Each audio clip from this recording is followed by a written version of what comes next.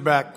The gentlewoman from Michigan, Ms. Tlaib, is now recognized for 5 minutes. Thank you. Thank you, Chair Gensler, for being here.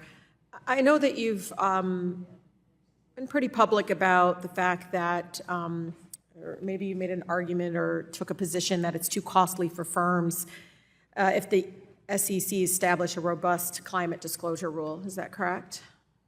There are many comments in our comment file that have raised that, and that's what I'm talking about, because we, under the Administrative Procedure Act, have to take all those comments and do an economic analysis that takes into consideration the cost. So in those comments, I mean, one of the things is suggested, I mean, this is despite, I think, about 1,000 companies have already voluntarily reported emissions from their customers and suppliers.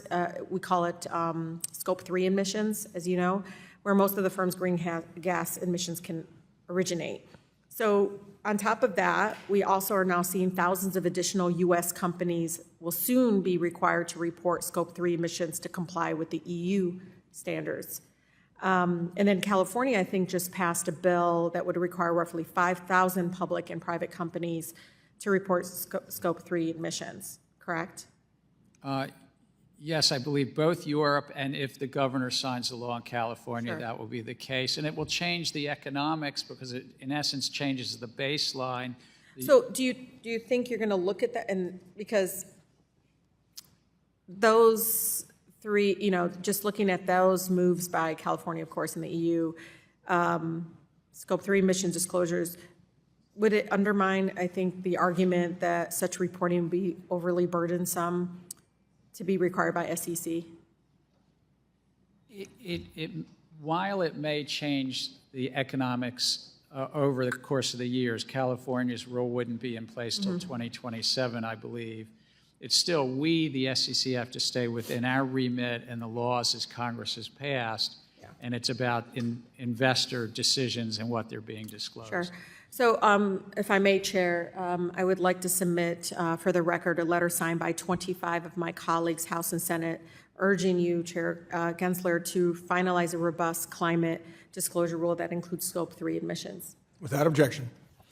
You know, it's pretty simple why we need a robust disclosure rule, Chair. I mean, it's simple maybe for me. I know this is what you do every day, but I think the impact on the ground for my families is pretty clear. I mean, currently U.S. companies can and do obscure their exposure to climate risks, as you probably already know, and threaten the investments that retirees and workers depend on. So for example, like you look at Brookfield Renewable, an affiliate of a giant asset manager, and Brookfield describes itself as, this is quote, one of the world's largest publicly traded pure play renewable power platforms.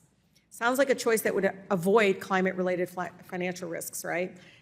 Wrong. A recent report found that Brookfield Renewable is invested in a fund that holds fossil fuel infrastructure assets, including Alberta oil sands pipelines, which the firm does not disclose in its SEC filings.